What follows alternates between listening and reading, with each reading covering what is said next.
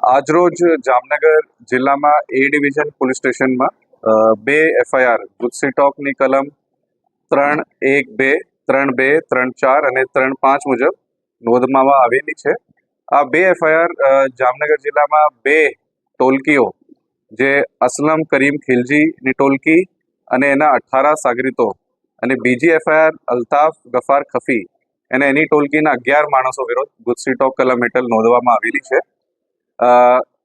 આ બે ગેંગ ટોલકીઓ વિરુદ્ધની ગુનાહિત ઇતિહાસ બાબત હું આપ લોકોને જણાવવા માંગુ છું કે અસલમની ગેંગમાં જે 18 માણસો છે એના વિરુદ્ધ 46 ગુનાઓ છે.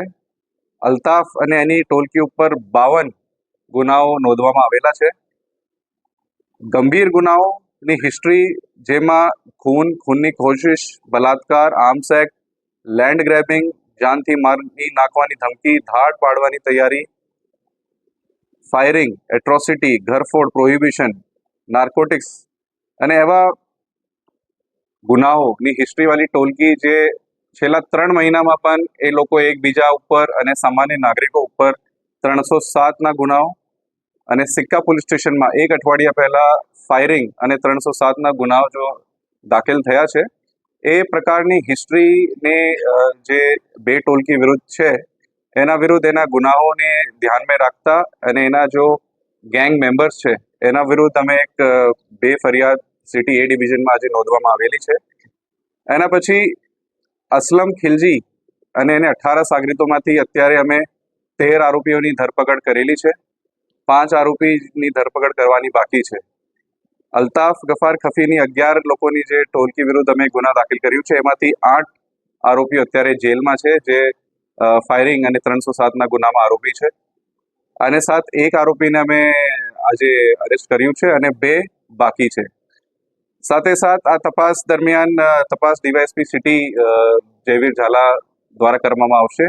આ તપાસમાં અન્ય કોઈ ગેંગ મેમ્બર, અન્ય કોઈ માણસ એની મદદ સગવડ કરતા આપતા હોય એની પણ અમે એની ધરપકડ કરશું. સાથે સાથ એ લોકોએ જે પણ ગેરકાયદેસર મિલકત પોતાની એ ગુનાહિત ઇતિહાસથી અને પ્રવૃત્તિઓથી જે વસાવી છે એની પણ અમે તપાસ કરવામાં આવશે અમારી દ્વારા. જે કલમ છે જેમાં ગુનાહિત ટોલકી, ઓર્ગેનાઇઝડ ક્રાઇમ સિન્ડિકેટ જેમાં કહેવામાં આવે છે, જે ટોલકી એક્ટિવ હોય, જેની ગતિવિધિઓ ચાલતી હોય, જે રીતે મેં કીધું આપને છેલ્લા 6 મહિનામાં એ લોકોએ 3 થી 4 ગંભીર ગુના એકબીજા ઉપર કર્યું છે. સાથે સાથે આમને સામનેના ગુનાઓ છે અને સાથે સાથે સામાન્ય નાગરિકોને હેરાન કરવાની અને એને વિરુદ્ધ પણ ગુના કરવાની ટેવવાળા છે. તો ગેરકાયદેસર પ્રવૃત્તિ કરનાર ટોલકી જેની પ્રવૃત્તિ ચાલુ હોય અને એ ટોલકી દ્વારા સામાન્ય જનમાં ભય ફેલાવતા હોય અને ગેરકાયદેસર મિલકત પણ વસાલી હોય એ વિરુદ્ધ આ કલમો મુજબ ગુજસી ટોકની એ બે ફરિયાદ દાખલ કરવામાં આવેલી છે. આ જે પૂરી જે ગુનાહિત ઇતિહાસ, જે ટોલકીના ગુનાહિત ઇતિહાસ અને આરોપીઓ બાબત જે અટક કરવાની પ્રોસિજર છે સિટી ડિવિઝન ડીવાયએસપી અને એલસીબી એસઓજીની ટીમ્સ દ્વારા કરવામાં આવેલી છે. સર, અત્યાર સુધી કોઈ મિલકત ટાચમાં લેવામાં આવી કે કાર્યવાહી કરવામાં આવી?